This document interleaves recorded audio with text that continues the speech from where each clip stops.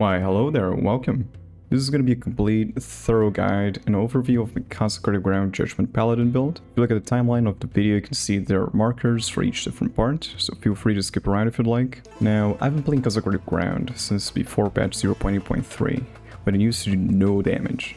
It was awful and clunky and slow, but I still loved it. Like a mother loves her child, you know. Like that one kid that's clearly not as bright as the other two kids, but you still love, you know, watching him play with his fidget spinner while the other two kids are making rocket ships with Legos or something. It's kind of how it was. Anyways, now it's strong. Now Consecrated Ground is really strong. And if you don't believe me, here's a clip of me killing empowered Orobyss. We got it. Does it have any... Just some damage reduction. Okay. Let's see.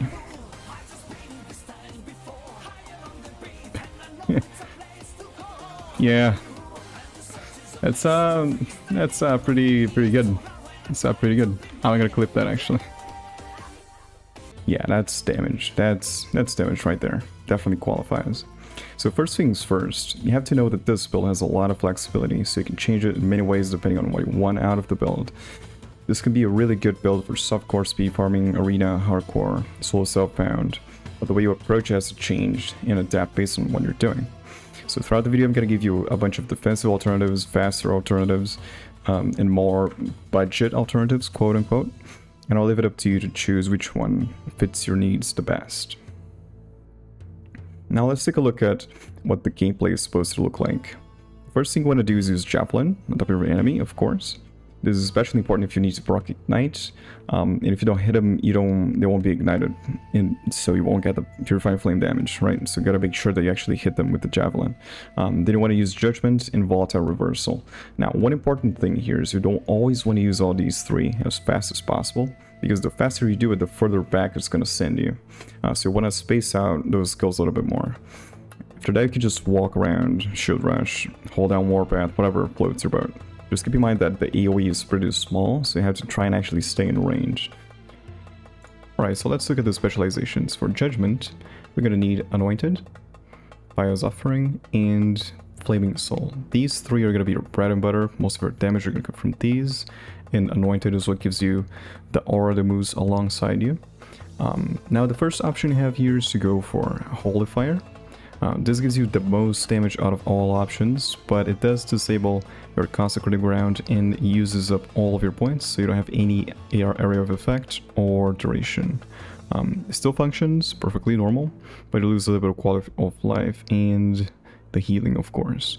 Now the second option you have is to remove all these points and get Purifying Flame, which leaves you 2 extra points for duration, comfort, or to get Divine Destruction. This gives you less damage, but it opens up the healing on Consecrated Ground, so if you're doing hardcore or just want some extra survivability, you can always do that. I do not recommend, but you can do it. And the third option, which is way more comfortable, way more relaxed than all these two, is to put points into duration and area of effect. That's going to make it so that you can chill out a little bit more with your combos. You don't have to always be, you know, right on time, and you have more clear, which is going to feel a little bit better. As for Volatile Reversal, it's all the standard damage over time setup. You have Time Rifts and Harbinger of Dust, which gives you a total of plus 90% enemy damage taken, which is really strong. Movement speed, don't need attack speed or cast speed. Simple damage over time setup with movement speed. For Holy Nova, you want Poison and Cleanse, Healing Effectiveness, of course, Fire Penetration, and Resist. Now, you can choose if you want the block effectiveness or if you want the increased fire damage, but this increase in fire damage is very negligible compared to the thousands you're going to have. So I would personally always go with the block effectiveness and health on block. On Javelin, you need to get Battle Standard, preferably Banner of Restoration, especially if you're not getting healing from Consecrated Ground. And you need the mana cost reduction, so you always have a full mana pool when you use Judgement, and Sacred Forge, which is going to give you a nice 60% more damage, which is multiplicative with other stuff. So it's actually really, really strong. As for your last skill, you can choose between Shield Rush and Warpath. Now, spec into Shield Rush seems like a waste, because you're only really speccing into it for the mana efficiency. But the thing about Shield Rush is that it's a channeled skill, which means that as you're channeling Shield Rush, you do not regenerate your mana. So if you're using it constantly, you're going to run out of mana real fast. So it's actually pretty nice to get the 120% mana effectiveness. The other option being Warpath. Now, Warpath is an interesting one, because Warpath gives you 20% block chance, and it gives you the ability to shred fire resistance.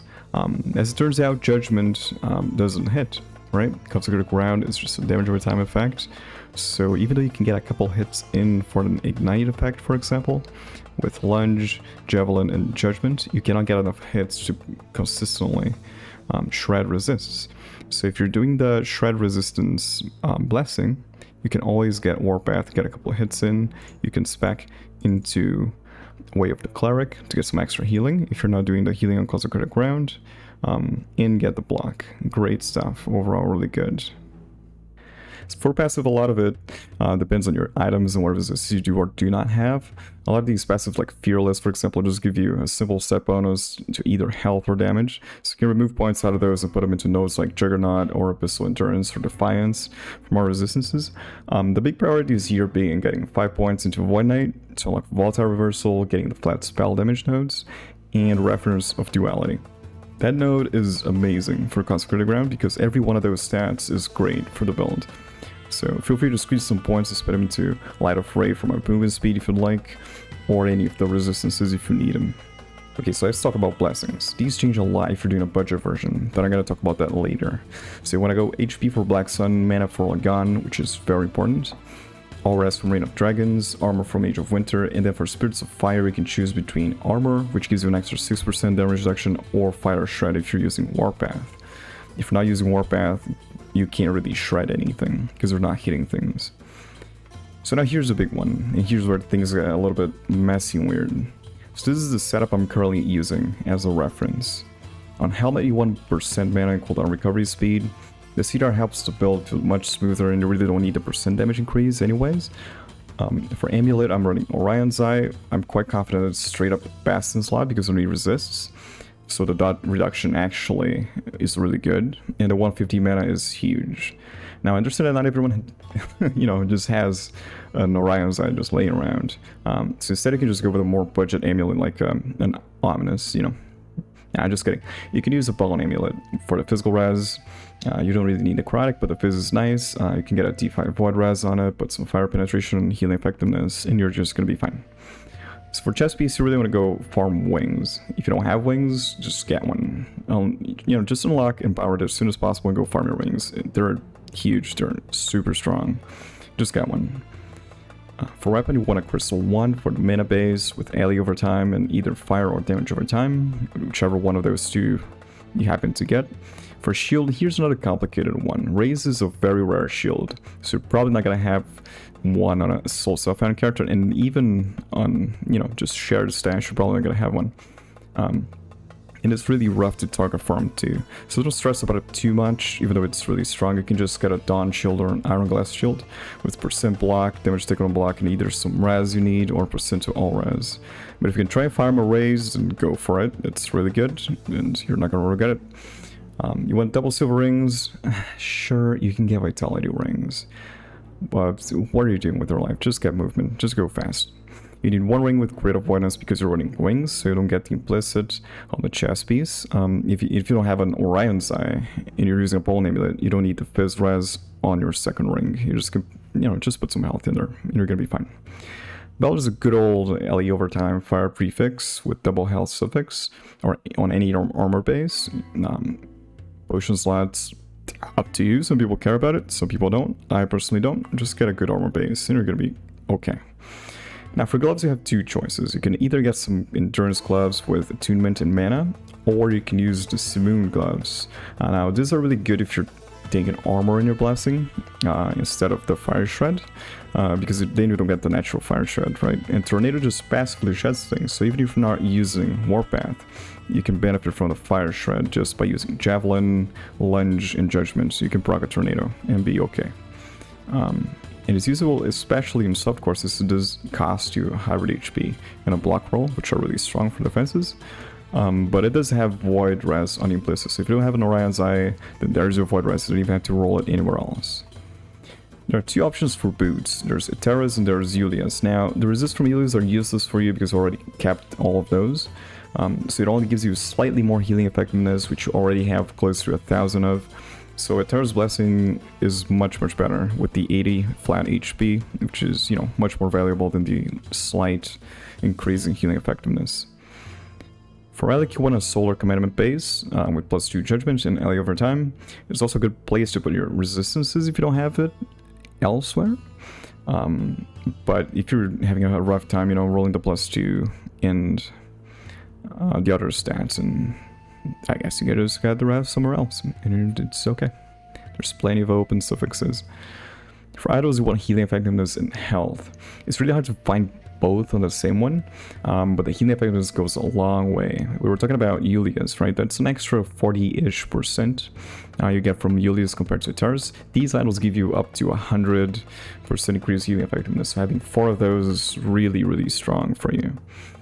If you're playing hardcore, you probably want some health ones, so you can do like 3 healing effectiveness and 1 set of double HP 1x2 idols. Try to measure it yourself, see what feels comfortable in terms of tankiness, but ultimately you want healing effectiveness and health on both those, you know, on the same item. You know, for those, please.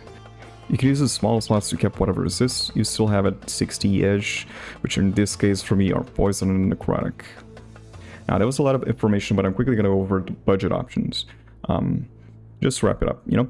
So the Paladin amulet with Void Res, if you're not using Simoons, any Swarm Plate you can get until you form wings. You can get mana %, fire over time, health %, armor, probably on your shirt, shirt. On your shirt, yes, on your shirt. Dawn Shield or Iron Glass, block % and damage on block, of course. And don't forget that you can roll all resists on your shield, which is really nice. If you have to. Use your blessings to get whatever resist you're using. And so you have your final items, of course. And, you know, Black Stun for Void, Legat for Lightning, Hero for Physical. And there you go, no uniques. No uniques required. Now, how can I get more high-quality content like this, and maybe watch a live and ask questions and have a good time? Why, that's a great question. You can always hit the subscribe button down below and check out the live stream at twitch.tv/additionalbaker. Alright, I'm gonna leave you with this gameplay footage. Thank you all for taking your sweet hard-earned hours watching this video. If you have any questions, leave them in the comments or hop by the live stream. The links to the build planners are in the description. The lifter that I'm gonna post on Discord. The link to Discord is also in the description. And I'll see you all when it rains again. Have a good one, and peace.